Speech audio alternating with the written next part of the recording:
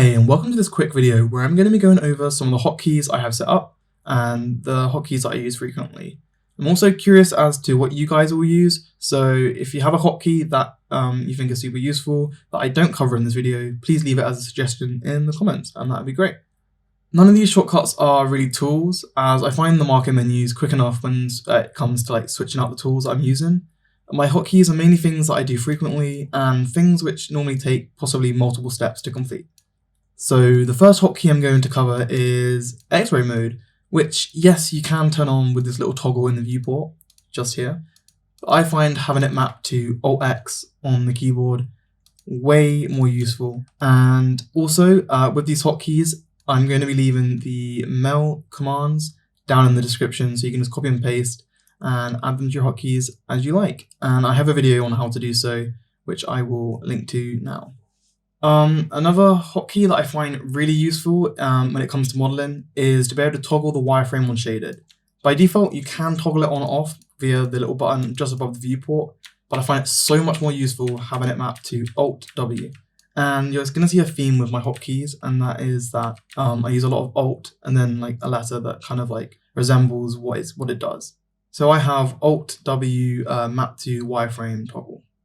Okay, right. So the next one is a kind of couple of commands put into one, and it basically selects the whole loop, like an edge loop, and then performs a delete polyElements on it, which basically removes the verts as well. So it's the same as doing control delete, and it's the same as, so essentially what it is like this. So if you draw out an edge like that, you could select the whole edge like so, and then use control delete to remove it. And you'll see that remove the verts as well. What this hotkey does is basically it means that you can just select one portion of the edge, use Alt-E, which is what I have it set up for, and then it will just do the two steps in one, which can be a lot quicker if you're deleting loads of edges in at one go. It's not a super necessary one, but it does actually speed up your modeling as you kind of go along. Right, so another one which I use at work a lot, not so much at home so much, but at work, I'm always importing different models and whatnot into my scenes, and I find it easier to have Control-I for import kind of mapped to my keyboard as a hotkey, opposed to having to go to File Import every time. So yeah, Control-I will import something. And as you can see, it brings up the import menu, and then I could bring in something like so.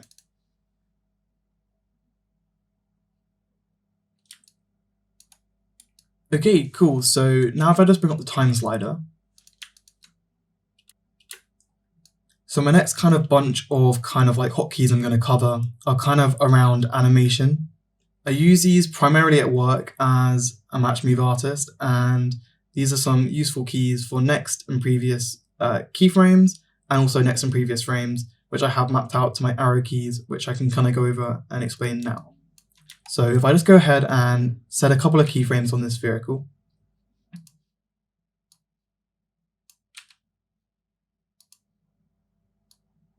so yeah, now you can see that we have a really kind of crude animation. Okay, absolutely great. Just what we need. So what these hotkeys do, so my left and right arrow basically go forward one frame and backwards one frame. Makes sense really. And then my up and down arrow then go, they kind of move the time slider to the different keyframes. So my up arrow goes backwards a frame, and my down arrow goes to the next keyframe. So left and right do single frames, and then up and down toggle between the keyframes. I find this layout works kind of really well and is actually really useful, and I use it every day during my day job. Right, so another handy one is a shortcut for the outliner. So sometimes you don't have it open and you need to, and it's something you're going to open quite a lot. So having a hotkey is actually pretty useful. I have mine mapped out to Alt-O. So if I just close the outliner that I have open at the moment, cool, brilliant. And then if I press Alt-O, it will bring up the outliner. Perfect. So that one's a pretty useful one to have, one that maybe you haven't thought of setting up yourselves. Okay, right, and then the final one I'm going to cover in this video is the graph editor, which I have mapped out to Alt-G. Again, going back to animation, this is something I use quite frequently, and it's something which is handy just to have mapped out on your keyboard. So again, Alt-G on my keyboard brings up the animation graph editor. Cool, brilliant, and then from in here, you can obviously tweak your animations. Okay, great, so I'll mention it again, all the hotkey commands are down in the description for your use, and I have a video on how to set these up, which I made a while ago, so I will link to that again now.